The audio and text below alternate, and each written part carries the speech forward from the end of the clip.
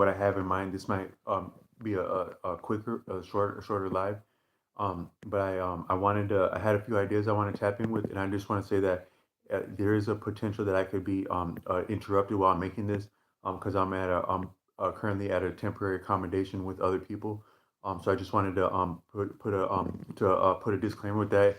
If it were to be taggy like that, but actually, that's part of my that's part of where I'm coming from, or not. That hadn't been my message, but part of your actual life, your real life is what you can and can't say, and convincingly. And so my life right now is about getting my life back together. Over the last year, I had made a lot of progress over the last year. Within about the last calendar month year, I'd say within the last 13 months. The number 13 is actually deeper than it might seem, and I want to talk a little bit about that in here because I had some insights recently with that. But within the last 13 months, I had amounted to and either possessed and or been dispossessed of I had a sturdy job as I had a professional CDL job that was very significant in the community where I was at in the Greater Twin Cities as a school bus driver. I had my first apartment. My first apartment was in a very well-to-do area of St. Paul. Not well-to-do as in like suburban, but like as in landed wealth and like people that have their life together in the center of the city. A decent area that it'd be hard to win onto that. It'd be hard to maybe afford some of that real estate or win onto some of those opportunities. But I had an inroad based on my track record as a person. Sometimes your reputation precedes you when you're doing things sturdy. And so that had been my case with actual people in a position to give opportunities for living accommodations. I don't mean living subsidies, but living accommodations in terms of like a decent rate of rent. My reputation had surmounted to that. I was in the process of purchasing and had near about purchased my first used vehicle, and that vehicle had about like less than probably in the range of about 70,000 miles on it, as it was advertised. And then when I received it, it hadn't worked like that. And I'm not crying with that, but I'm just saying that within one calendar year, 13 months, I had mounted to my not my first school bus job, but a good school bus job in a good area, and I was at the height, that peak of my skills as a CDL, because I became a school bus driver in the year 21. The summer of 21, I became a school bus driver in what's called a Type 3. Oh, hello, what's up? And then I got NV in the house. What's up? Hello, NV. I so within the calendar year of 21, the summer of 21, I became a school bus driver, but in a Type 3 van. It looked um like those Amazon vans, but it can transport up to 8 students. And I was serving special need. Said hi, hello, said hi. What's up, hi? And I got Chai Ma. That's a dope name right there. I'm not sure if I'm saying that right. It's Chai Ma or Shai Ma. Shai Ma 31. That's a cool number. Um, and uh, um, and then so 21, I became a school bus driver with the special needs students. That's probably the best way of training. I had later on, I would meet a person as a special needs driver there, an old veteran, and then I would meet him again at my next base, and he had been promoted at that next base to leadership. He had been a sturdy driver at the prior base, and then the next base he was a leader there, and then at that next base I met his son, who was a very young. He was like a brand new man. He was about 18 years just out of high school, and he's already had an inroad to around the school bus industry. But at that time, he wasn't confident enough to take on. I don't know if he was old enough to take on some of the training for a CDL, but I know he was a little bit iffy about it. And then I saw him a couple years later, and he had become a lot of a man. Like some jobs, some roles, you really mature quickly as a person quickly. And so, and I would say school, like some of the strong suits, and I think the graces that I could appreciate in myself. That sounds a little bit conceited, that I could appreciate myself. But some of the pull that I would get around other people, and the energy that I could feel as someone who was trustworthy and competent and had demonstrated competence transporting children and safeguarding children. I saw that in this person, that man's son, visiting him again after 2 years, and he didn't tell me his whole story when I saw him again, but I could tell that he got tested in that, not only as a professional, but in his own life. He got tested in that time. He was a sturdy guy. He was no pushover when I first met him. but within 2 years he had become a man. Like the kind of seasoning and the kind of pull and gentle soft spoken confidence that's reminiscent and betrays manhood. You could see that blossom in this person within 2 years, and having not seen him, and that I think that's a lot of actually what the profession of technically a person who safeguards children. The actual name for a school bus driver, going way back, is a pedagogue. I think that's a pedagogue is someone who leads children. I think that can be both a chaperone and then also a teacher. In the strict older days, that wouldn't have been entirely different, because a teacher would have been like a mentor, a chaperone, an elder servant, an elder sibling, an elder member, not necessarily a parent, but would be responsible for the tutoring and the safeguarding of children. Hey man, so we're about to go on the hunt real quick, but I need y'all to take care of the kids, and you make sure that don't nothing happen to them like that. That had been a pedagogue like that. But also there'd be lessons that come with that. And so it doesn't necessarily have to be a lot older than you, or it can be more so, but that's like a pedagogue. And sometimes that would sound like a sturdy role, like oh, you're having rank like that, but in a certain ways that actually might be some of the strictest form of servitude, and also emasculation. Also, if we're being honest, because according to Jung, one of the highest demarcations of femininity is rapport, comportment, and caring for children. That's some of the highest expression of femininity. More not necessarily anatomically female, but some of the grace and gentleness and compassion that is engendered around being patient around children and appropriate around children. It's reminiscent of femininity, but I think that it can lead into and inform masculinity, as a person would have that work to their strong suit. But also when you have, it's been said by some people, like shout out to everyone who said hi in here, the quiet boy. Maybe I'd be better off as the quiet boy. That's a cooler name than mine, because you got lesser problems and more respect as the quiet boy. So shout out with that. That's a hard name right there. But you if you have a situation where you have all liability and little authority, that's reminiscent of servitude. If you have all authority and next to no liability, that's a form of entitlement. You could say privilege and entitlement, but also power, because like some things, like I was in a forum that had to do with music production, and I was in there, and I had just floated a feeler question just to participate.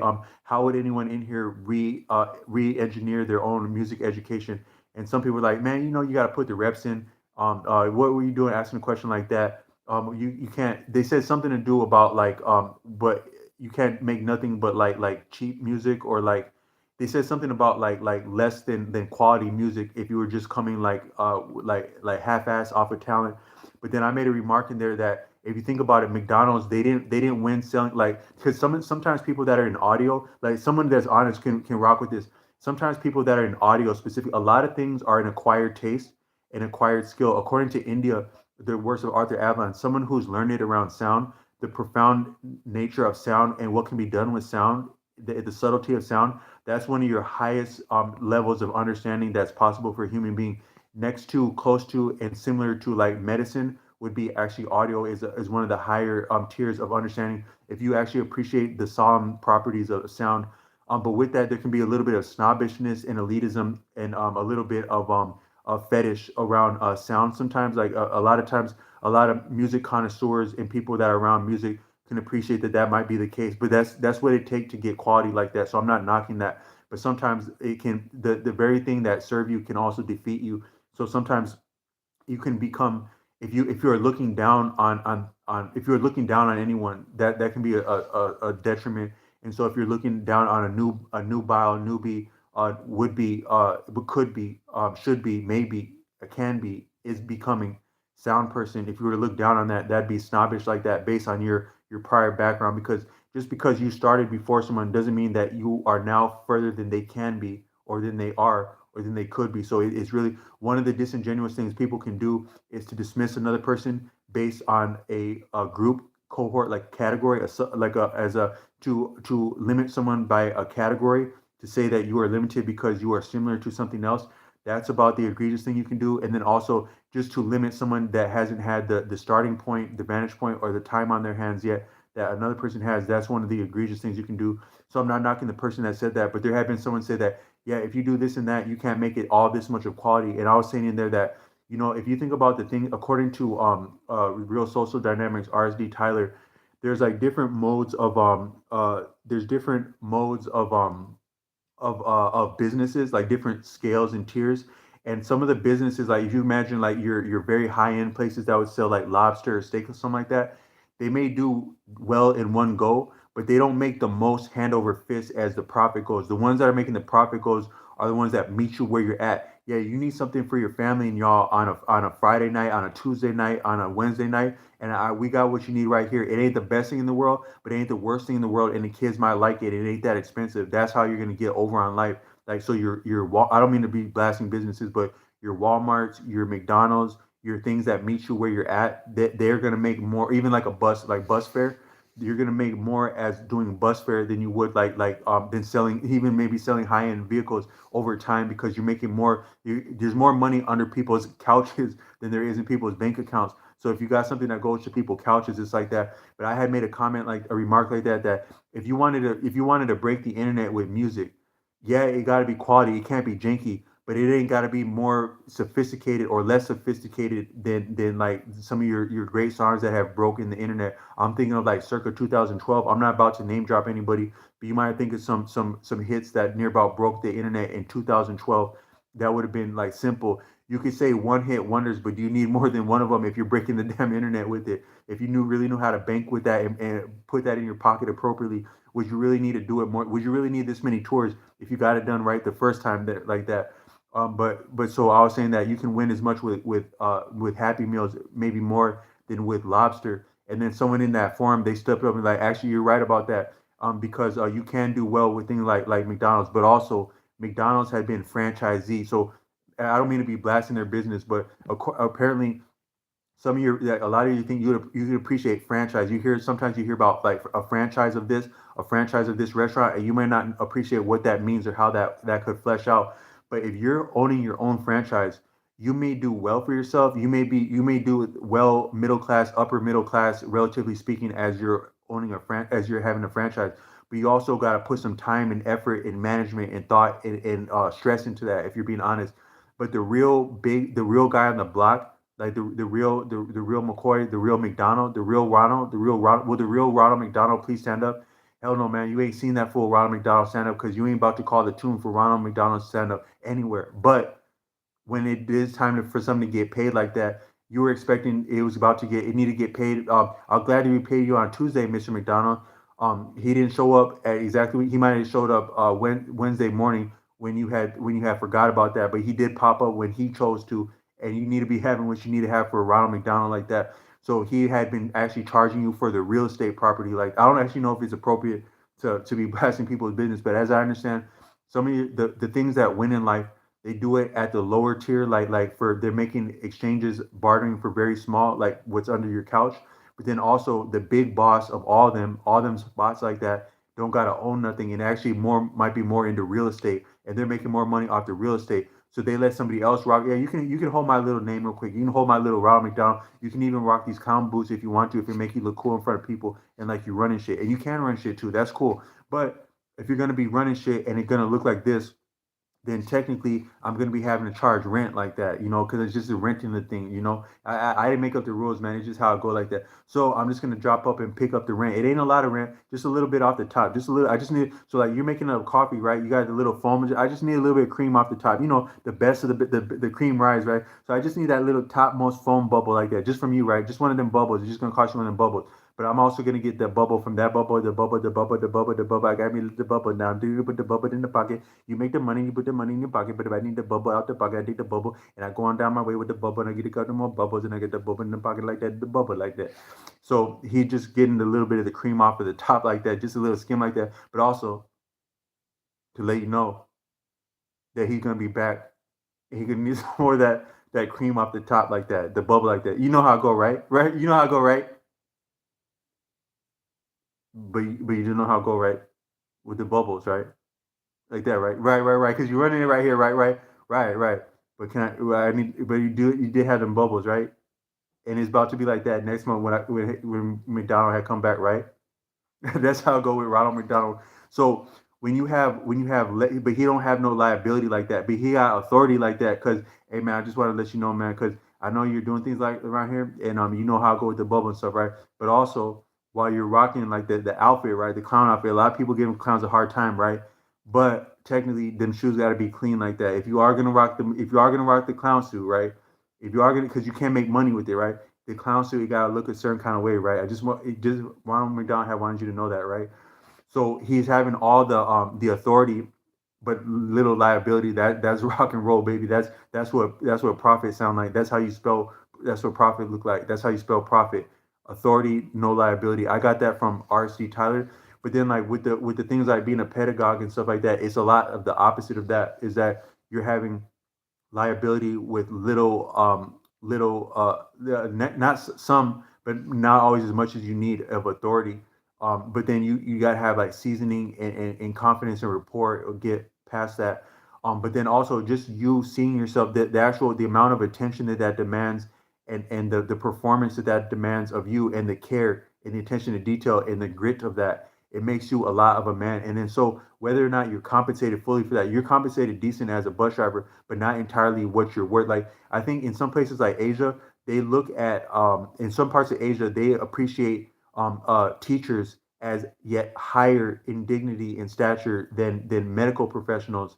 But if you think about it, a bus driver is the first, for intensive purposes, as a child would know the difference, but actually practically, the first experience of a school day, of a school career, of a school day, and the last of a school day and maybe a school career had been the bus driver like that. That's the first thing that's the first representation of guardianship, care, trust, confidence, rapport, dignity, teaching, confidence. Those are the real things that you're learning in school. If anything, part of, through and beyond the literacy or the mathematics, have been those type of things.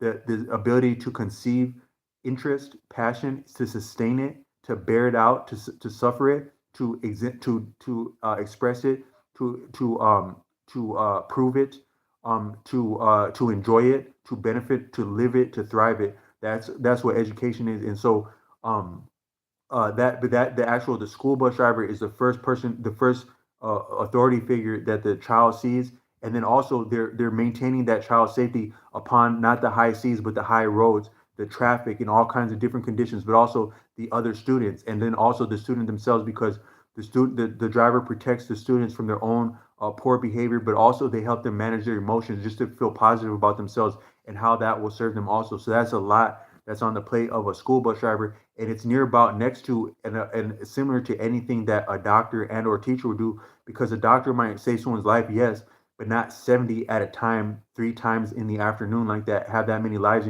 Even a surgeon doesn't have necessarily that many lives on their hands. Any person's life can amount to being a school bus driver or impacting other people's lives, but even a doctor or surgeon doesn't have that many lives on their hands at once. But also, some of the real lessons that you get in life can be as much from a school bus driver as a teacher. And part of the confidence to succeed around a teacher can low key be derived or engendered, correlated to the experience of a competent school bus driver. So that's a lot what's going on inside the heart and the lifestyle and the contribution of a person that's operating as a school bus driver, if they're doing their job to the fullest. And I had seen that, and what you can do from that amount of skill and confidence, and seeing yourself doing that, you can apply that to any other thing that would make you any other amount of, you can make, I think you can make out of yourself anything you would like to, if you can do that once. I had a friend when I was growing up, my friend's father was native, and he would teach us a lot of brilliant things. We were in the Southwest, but he was native from the East Coast. And he was saying that if you've ever in your life been able to run a marathon, likely that degree of fitness will attain and inform and benefit you most of the rest of your days, as long as you shall live, without extenuating circumstances or without you really messing that off. That amount of fitness to have once sustained a marathon will likely sustain you and see you through, and inform a lot of your experiences and your capacity to both bear, suffer, and enjoy different rigors and undergoing. But I think that it's similar with the school bus driver, is that if you can do that, if you can do one day of that properly, you can do a lot of things, but also a couple years on end.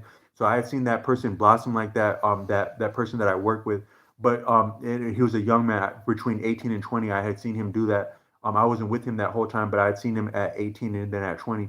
And that energy, I could see that in him. But his father, when I first met his father, I was then a special needs driver. His father said that it take a special kind of person to be to serve special needs.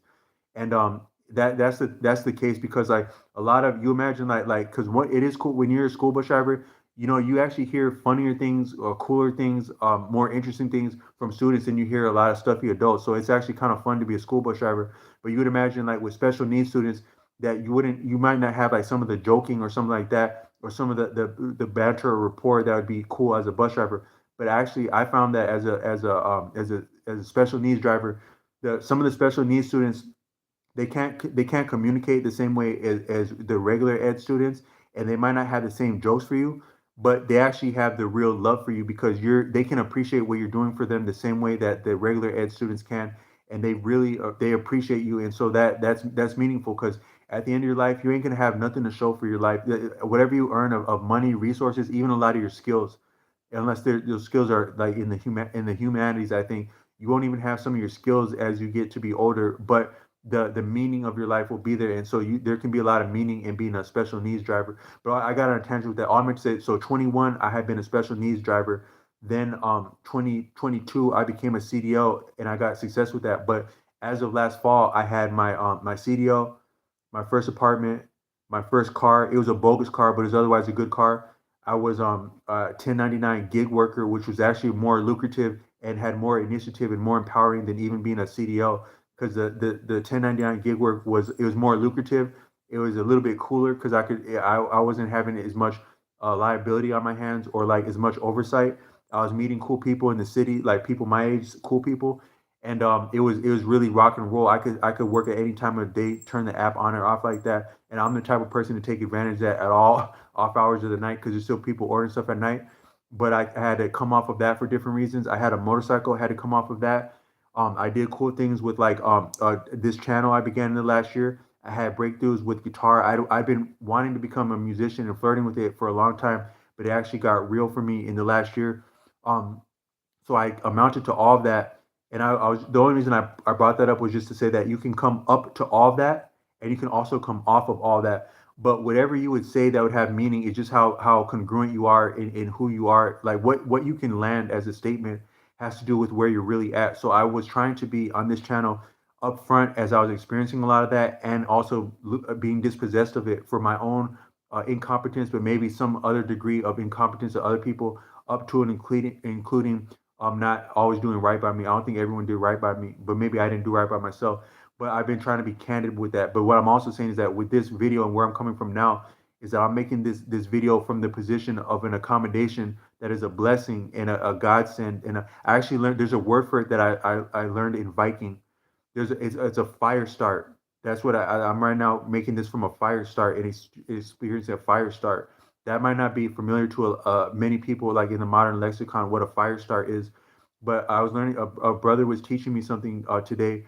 Is that you have like different symbolism? They would call it runes in the ancient Viking culture. And I don't mean to bastardize, appropriate, or divulge what is solemn and sacred. But one symbol that I learned today is that the idea of a fire start, and that is when you're to your own devices, you're faced with the elements, you're faced with potential exposure, or being exposed to what could be your undoing and your untimely death, such as you may survive with the starting of a fire from flint in the old days. In the flint, you can't get the flint to work like that. That last strike of the flint, that is your saving, that got it to work. That's a fire start right there. That's a little bit deeper than a lifeline and a second chance and a new beginning. It's the actual thing that makes that viable, and it's not guaranteed, and it's a little bit whimsical. But you just got it to not you survive not only by the skin of your teeth, but by the spark of a flint, the spark of a match. That's a fire start. So I'm making this position from a healthy, decent position currently, temporarily, but it amounted to a fire start, and it almost didn't get to happen. But I had to stand up for myself. There had been a little bit of egregiousness in how I landed into to seeking support, and I stood up for myself clearly, and I expressed myself, enunciated myself, but also standing on ethics and prudence. And I think that some of my actual the content, sometimes when you do things you get compensated differently than you're thinking. So like I've been making this YouTube channel and I didn't intend to monetize it just because I can't stand advertising on YouTube. And even if I made a video that sound cool and then I'm like, oh, check out this cool title, but you land in here, oh, by the way, here go my Cash App. I technically just advertised because you got more than you signed up for, or you were asked for more than you may have intended to pay or could pay like that. And so that's like also a form of advertising that I wasn't meaning to do with this channel, and I haven't done that to this point.